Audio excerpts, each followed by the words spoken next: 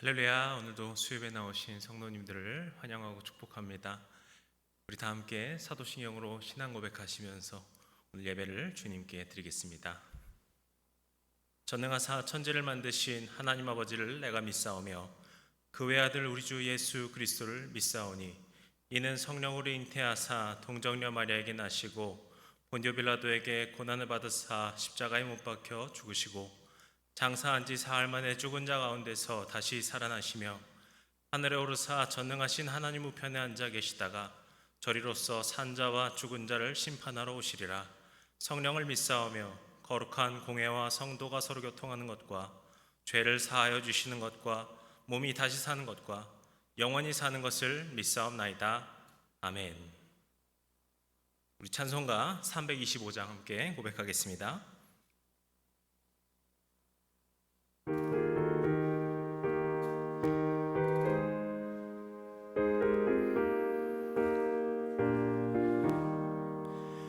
예수가 함께 계시니 시험이 오나 겁없네.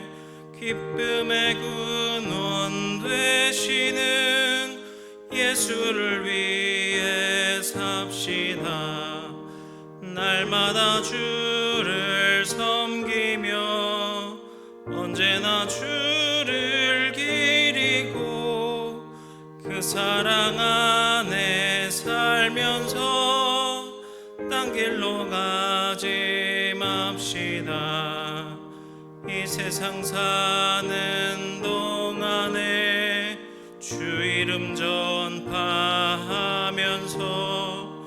무한한 복락 주시는 예수를 위해 삽시다. 날마다 주를 섬기며 언제나 주를 기리고 그 사랑 안에 살면서 딴 길로 이 세상 친구 없어도 예수는 나의 친구니 불의한 일을 버리고 예수를 위해 삽시다. 날마다 주를 섬기며 언제나 주를 기리고 그 사랑 안에 살면서 딴 길로 가지 맙시다. 심판하실 때 잘했다 칭찬하리니 이러한 상급 받도록 예수를 위해 삽시다.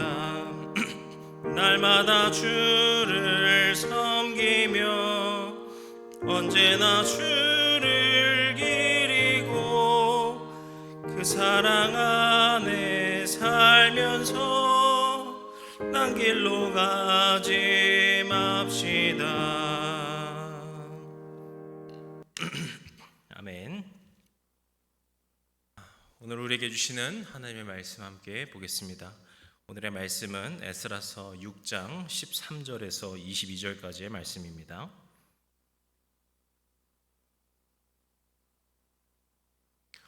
에스라서 6장 13절에서부터 마지막 절인 22절까지의 말씀입니다. 제가 한 절, 여러분이 한 절 읽고 우리 마지막 절은 한 목소리로 함께 읽겠습니다. 다리오 왕의 조서가 내림에 유브라데 강 건너편 총독 다뜨네와 스달보스네와 그들의 동관들이 신속히 준행하니라.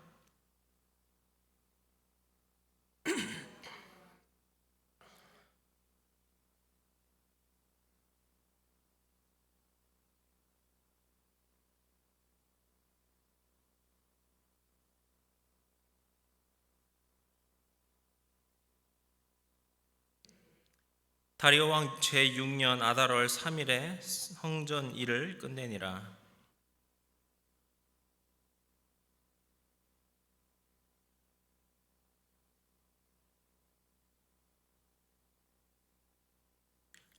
하나님의 성전 봉헌식을 행할 때 수소 100마리와 수양 200마리와 어린 양 400마리를 드리고 또 이스라엘 지파의 수를 따라 염소 12마리로 이스라엘 전체를 위하여 속죄제를 드리고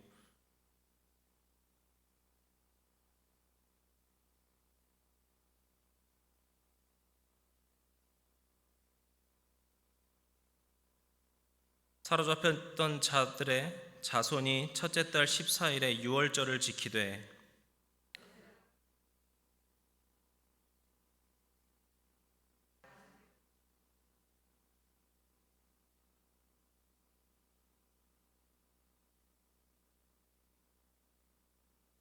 사로잡혔다가 돌아온 이스라엘 자손과 자기 땅에 사는 이방 사람의 더러운 것으로부터 스스로를 구별한 모든 이스라엘 사람들에게 속하여 이스라엘의 하나님 여호와를 찾는 자들이 다 먹고 즐거움으로 이랫동안 무교절을 지켰으니 이는 여호와께서 그들을 즐겁게 하시고 또 아수르의 왕의 마음을 그들에게로 돌려 이스라엘의 하나님이신 하나님의 성전 건축하는 손을 힘있게 하도록 하셨음이었더라.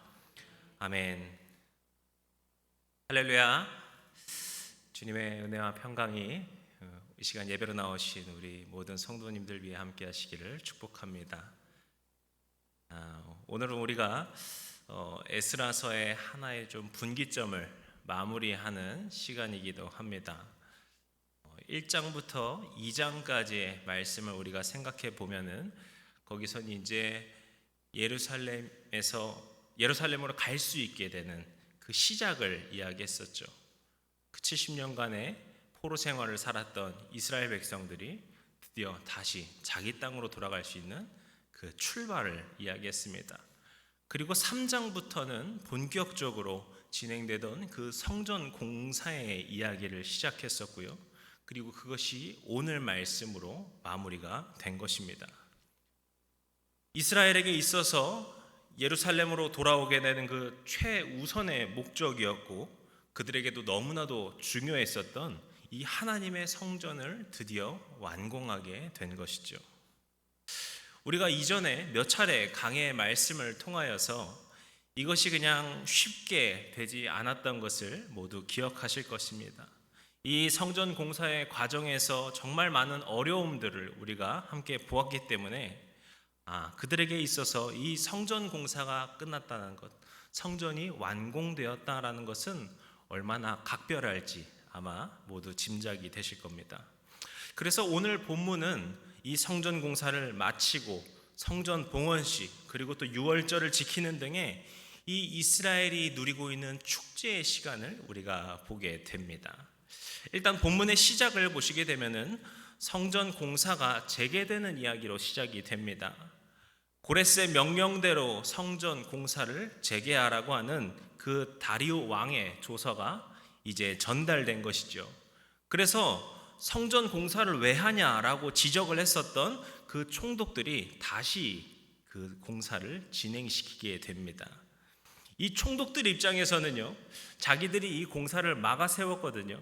그런데 왕이 이 공사해야 된다라고 말을 한 거니까 얼마나 놀랐겠어요. 그래서 이들이 얼마나 물심양면으로 도왔는지는 13절 마지막 부분을 보시면 아실 수 있습니다. 그들이 성전 공사의 일을 신속히 준행했다 이렇게 이야기를 하고 있죠. 그렇게 다시 성전 공사가 시작된 것이고요. 15절에 보시는 것처럼 드디어 공사를 마치게 됩니다. 그리고 이제 성대하게 성전 봉헌식을 하게 됩니다. 17절을 보시면은 성전 봉헌식을 진행하면서 수소 100마리, 수양 200마리, 그리고 어린 양 400마리를 제사로 드렸다라는 이야기가 나오는데요. 잘 보시면은요, 이것은 저희가 지난주 말씀에서 다리오 왕이 이스라엘에게 지원하던 그 제물과 일치한 것을 알 수 있어요. 우리가 읽었던 그 6장 중에서 9절을 보시게 되면은 다리오 왕이 어떤 것을 지원합니까? 수송아지, 수양, 어린 양, 밀, 소금, 포도주, 기름, 이것을 그들이 하나님께 드릴 번제로 이스라엘 제사장들의 요구대로 주라 이렇게 다리오 왕은 명령하고 있었습니다. 바로 이러한 지원을 받아서 그들이 더욱더 성대하게 이 성전 봉헌식을 거행할 수 있었음을 볼 수 있습니다. 그리고 이제 또 이어지는 18절을 보시게 되면은 제사장과 레위인들을 성전에 일하는 자들로 세우게 되죠. 이 부분도 어떻게 보면은 성전 건축보다도 더 중요한 핵심이라고 볼 수 있겠습니다. 성전이 성전으로서 제 기능을 하기 위해 가장 중요한 것 중에 하나가 무엇입니까? 바로 이 성전에서 일할 사람들을 세우는 작업이겠죠. 그런데 만약에 이 과정에서 이스라엘 사람들이 자신의 생각들 아니면 자신들이 그냥 원하는 대로 사람들을 세웠다면 어떻게 됐을까요? 아무리 성전이 아름답고 멋있고 잘 지어졌을지라도 이 모든 일이 허사가 되었겠죠. 하지만 18절 마지막 부분에서 보시면 아실 수 있듯이 모세의 책에 기록된 대로, 그러니까 하나님의 말씀대로, 율법대로, 하나님의 뜻대로 성전에 일할 사람들을 세웠다라는 것을 알 수 있습니다. 그렇게 하나님의 성전이 주님의 그 말씀 위에 하나님의 뜻으로 아름답게 세워지는 것을 우리가 계속해서 보게 되는 것이죠. 그리고 마지막으로는 명절을 지냅니다. 이 명절을 지내는 것은 마치 처음에 예루살렘에 그들이 돌아와서 성전 공사를 시작하면서 그 명절을 지냈던 모습을 떠오르게 합니다. 우리가 에스라서 3장을 기억하시게 되면은 이들이 예루살렘에 돌아오게 되면서 기뻐하면서 새해를 맞이하고 초막절을 그때 지내게 되죠. 마찬가지로 오늘 말씀에서도 그들이 기뻐하며 명절을 맞이하고 있는 것입니다. 그것도 이스라엘이 출애굽을 하게 되는 그 역사적으로 중요한 사건이었던 이 유월절을 지내게 되죠. 이로써 우리는 하나님의 성전 공사가 아름다운 모습으로 그리고 잘 마무리되었음을 오늘 본문을 통해서 보게 되는 것입니다. 그래서 지금 이스라엘에게 있어서 이 모든 상황은 축제 그 자체였을 것입니다. 우리가 그들의 그 축제에 대해서 조금 더 살펴보고자 하는데요. 그래서 오늘은 우리가 이 본문 마지막 구절을 조금 보고자 합니다. 이 마지막 구절을 통하여서 하나님의 성전 공사가 마무리되는 이야기를 정리하면서 이 말씀에서 우리가 이야기를 보려고 하는데요. 우리 한번 22절 말씀 같이 읽어보도록 하겠습니다. 22절 같이 읽겠습니다. 즐거움으로 이레 동안 무교절을 지켰으니 이는 여호와께서 그들을 즐겁게 하시고 또 아수르 왕의 마음을 그들에게로 돌려 이스라엘의 하나님이신 하나님의 성전 건축하는 손을 힘있게 하도록 하셨음이었더라. 아멘. 우리가 좀 문장을 끊어서 보려고 하는데요.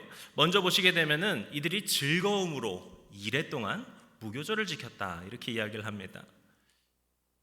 우리로서는요, 이 문장을 보게 되면은 그랬구나. 7일 동안 이 무교절이라는 명절을 지켰구나라고 그냥 지나치기 쉬운 문장인데요. 사실 이스라엘에게 있어서 이 문장은 좀 이상한 문장입니다. 왜냐하면요, 이 무교절이라는 그 명절 자체가 고난을 기념하며 고난을 체험하는 절기이기 때문에 그렇습니다. 일단 이 무교절을 보시게 되면은 유월절을 지나고서 7일 동안 지내는 명절인데요. 이 유월절에 대해서는 앞서도 잠깐 말씀드렸고 많은 분들이 아시겠지만 애굽에 내린 그 10번째 재앙에 관한 이 명절입니다. 하나님께서 모세를 통하여서 이스라엘을 출애굽시키시게 되죠. 그 출애굽을 시키실 때 애굽에 10가지 재앙을 내리시게 됐는데요. 그 마지막 10번째 재앙은 모든 처음 난 것의 죽음이었습니다. 그래서 이때 그 바로의 장자를 포함해서 모든 처음 난 것들이 죽음을 맞게 되죠. 하지만 하나님께서는 이스라엘에게 문설주에 어린 양의 피를 바르라라는 것을 명하시면서 그 문설주에 어린 양의 피를 바른 그 표식이 있는 집안에는 그 10번째 재앙이 임하지 않고, 그러니까 첫 번째 난 것들이 죽지 않고 지나가는 경험을 하게 됩니다. 그래서 그 재앙을 겪지 않고 지나가게 되었다. 그것이 유월되었다, 패스오버 되었다 해서 이날을 우리가 유월절이라고 하게 되는 것이죠. 그리고 이 유월절 이후에 이스라엘 백성들은 급하게 애굽으로 떠나게 되는데요.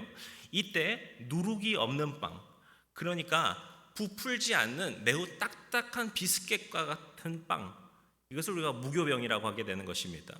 이것을 가지고 떠나게 되는데요. 이 무교병을 일주일 동안 먹으면서 출애굽 여정을 떠나게 되는 것입니다. 그리고 이 과정에서 다시 애굽 군대에 쫓기게 되는 어려움을 겪기도 하는데요. 이것을 기념하는 날이 바로 무교절이고요. 때문에 이 무교절은 맛없고 딱딱한 무교병만을 먹으면서 지내야 했고, 그렇게 7일 동안의 그 쫓겨다니면서 지나갔던 그것을 기념하는 고난의 절기라는 것입니다. 이런 관점에서 보시게 되면 오늘 본문이 약간 이상하다는 것을 알 수 있는 것이죠. 그들에게 대표적으로 고난을 기념하는 절기인 이 무교절을 지내고 있는 것이거든요. 근데 이 무교절을 어떻게 지냈다고 합니까? 즐거움으로 지켰다라고 설명하기 때문이죠. 그렇다면 이들은 왜 이 절기를 즐거워하며 지내는 것일까요? 이것은 제가 굳이 따로 설명할 필요가 없겠죠. 그들이 그렇게 바라고 있던 그 성전을 다 짓고서 봉헌식까지 잘 마치고서 지내는 절기니까 고난의 절기든 어려움의 절기든 그것이 마냥 그들에게는 기쁠 수밖에 없었겠죠. 그런데요, 이것뿐만이 아니라 오늘 본문에서는 이 부분을 조금 더 자세하게 이렇게 설명합니다. 바로 뒷부분, 다음 부분에 보시면 이렇게 말하는데요. 이는 여호와께서 그들을 즐겁게 하셨다라고 설명하는 부분입니다. 저는 오늘 본문 가운데서 이 문장이 참 저에게 많이 묵상이 되었습니다. 앞서 쭉 설명드린 것처럼 지금 이스라엘이 즐거운 이유는 우리가 보기에는 분명히 그들이 처한 상황 때문이었어요. 그들이 뭔가 바라던 것이 이루어졌고, 그들이 생각한 대로 되었고, 아니면 그들이 생각한 것보다 더 큰 것을 이루어서 그들이 마냥 기뻐하고 있구나라고 생각했습니다. 하지만 에스라서는, 오늘 본문은, 성경은 하나님께서 그들을 즐겁게 하셨다라고 이야기하면서 그 즐거움의 원인이 그들의 상황 때문에 된 것이 아니라 바로 그 모든 것이 하나님으로부터 나왔음을 이야기하고 있는 것입니다. 이것은 참 우리에게도 중요한 묵상인 것 같아요. 저와 여러분에게 있어서 즐거움이라고 하는 것은 어디로부터 나오고 있습니까? 우리에게 좋은 상황이 생겨서, 좋은 여건이 마련되어서, 아니면 내가 바라던 것들이, 내가 소원하던 것들이 이루어져서 즐겁고 행복하십니까? 그것도 참 귀한 일인 것 같아요. 하지만 오늘 우리는 이 본문의 말씀을 기억하길 원합니다. 우리가 이 상황 때문에 기뻐하는 것이 아니라, 우리의 환경 때문에 기뻐하는 것이 아니라, 우리가 오직 주님으로 인하여서 기뻐하고 즐거워합니다. 우리가 즐거움을 두고 있는 곳, 우리의 기쁨의 근원을 찾는 것이 우리가 바라던 것들로부터 나오는 것이 아니라 바로 하나님으로부터 나와야 하는 것입니다. 우리가 하나님으로 인하여서 즐거워하고 우리가 하나님으로 인하여서 기뻐한다는 것은 지금 이 이스라엘처럼 기쁜 상황, 즐거운 상황에서도 기뻐할 수 있겠지만, 때로는 우리가 어려움 속에서도 고난 속에서도 주님 안에서 기뻐하고 즐거워할 수 있는 것입니다. 우리가 생각해 보면은 이스라엘이 이 성전을 짓기까지의 과정은 참 많은 고난들이 있었습니다. 그리고 우리가 이야기적으로 봤을 때는 그들이 결국에 잘 되었기 때문에 즐거워할 수도 있겠습니다.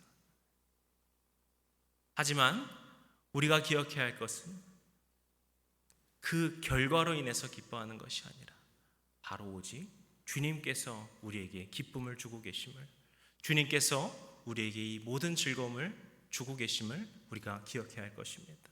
오늘 이 시간 해림의 모든 성도님들께서 주님, 우리가 주님으로 인하여서 기뻐하고 즐거워하길 원합니다. 오직 주님으로 말미암아 모든 행복을 누리길 원합니다. 그렇게 고백하시는 모든 시간이 되시기를 주님의 이름으로 축복합니다. 그리고 이어지는 또 본문을 보기를 원하는데요, 여기서도 보면 좀 특이한 말이 나옵니다. 이어서 제가 좀 읽어드리겠습니다. 또 아수르의 왕의 마음을 그들에게로 돌려 이스라엘의 하나님이신 하나님의 성전 건축하는 손을 힘있게 하도록 하셨음이었더라. 아멘. 여기서 보시면은요, 아수르 왕이 갑자기 등장을 합니다. 다들 기억하시겠지만 지금 이스라엘이 식민 생활을 하고 있는 곳, 그것은 바로 바사, 페르시아입니다. 아수르가 아니에요. 그런데 갑자기 왜 아수르라고 이야기를 하는 것일까요? 제가 좀 궁금한 건 참지를 못해가지고요, 제가 이거 여러 주석도 막 찾아보고 막 참고할 만한 도서들 여기 찾아봤는데요, 좀 이 부분에 대해서 특별한 내용은 잘 없더라고요. 이것은 문맥상으로 볼 때는 여기서 말하는 이 아수르 왕이라는 것은 다리오 왕을 말하는 것으로 보입니다. 그리고 저는 그것은 맞는 것 같아요.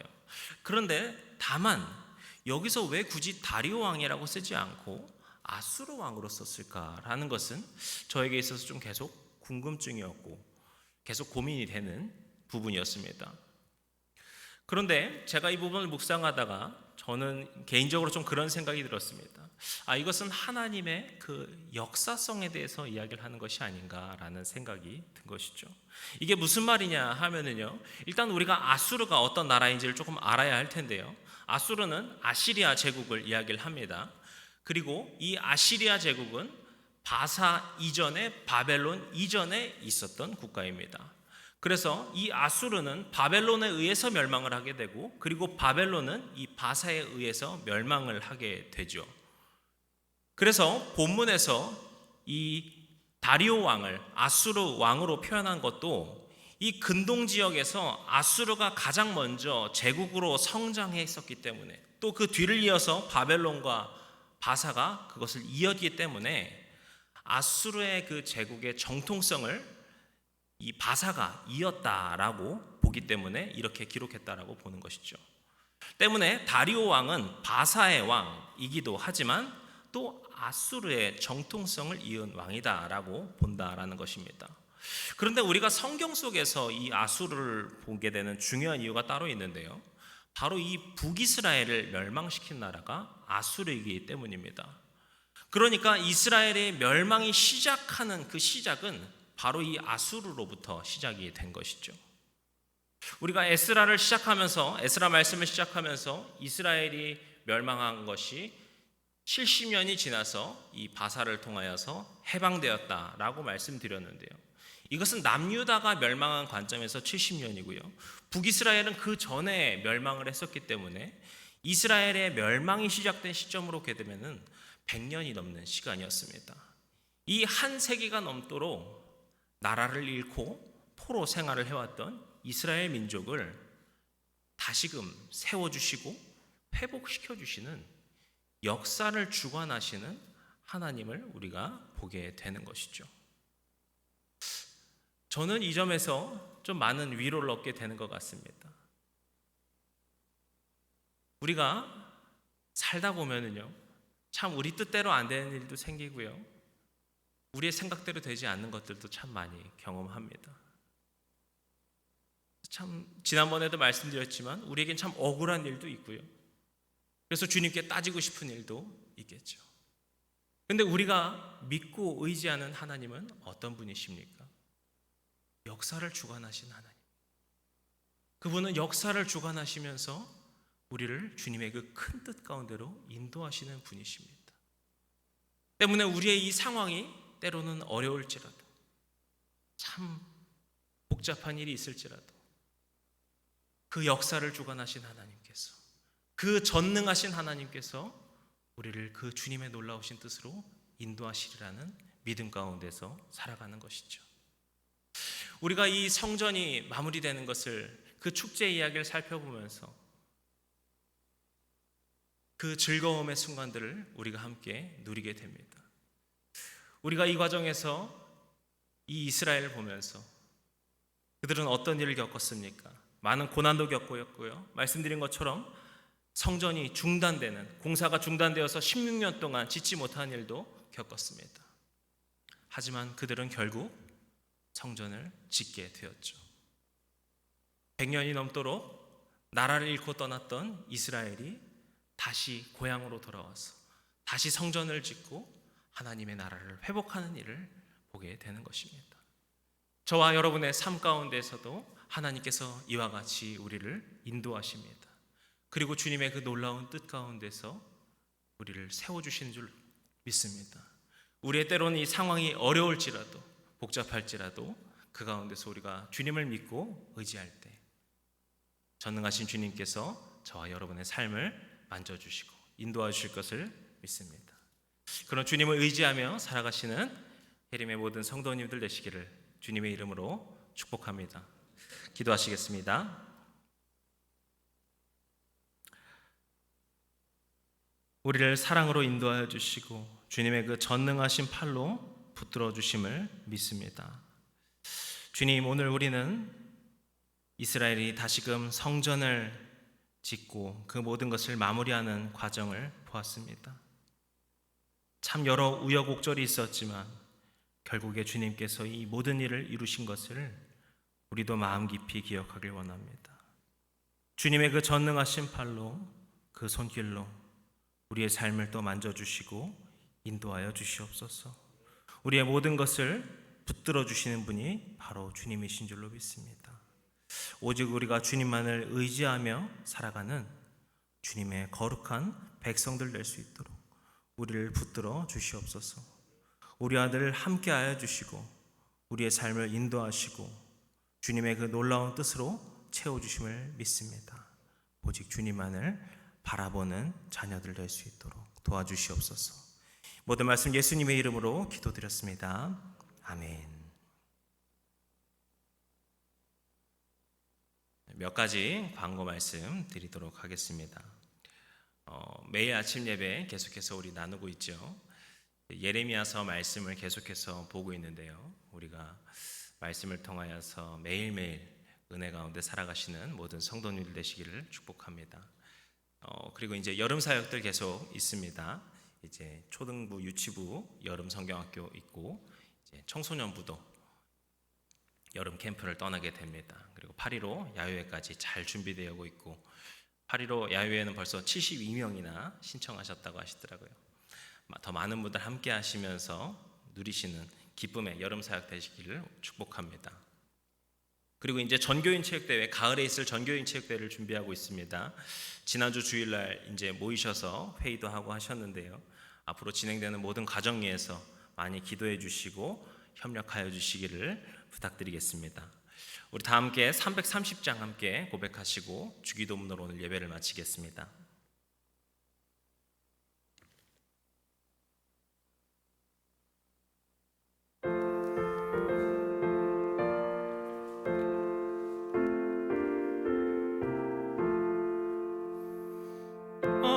눈밤 쉬되리니 내 직분 지켜서 찬이슬 맺힐 때에 일찍 일어나 해 돋는 아침부터 힘써서 일하라. 일할 수 없는 밤이 속히 오리.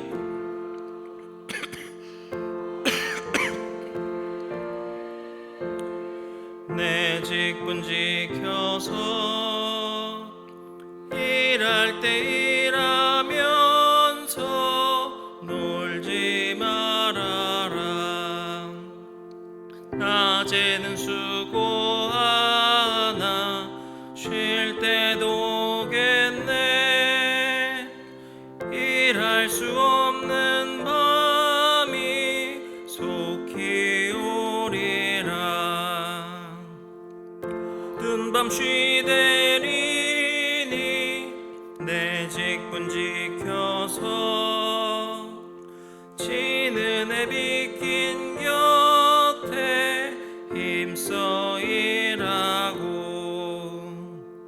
그 빛이 다하여서 어둡게 되어도 할 수만 있는 대로 힘써 일하라. 아멘. 주기도문으로 예배를 마치겠습니다.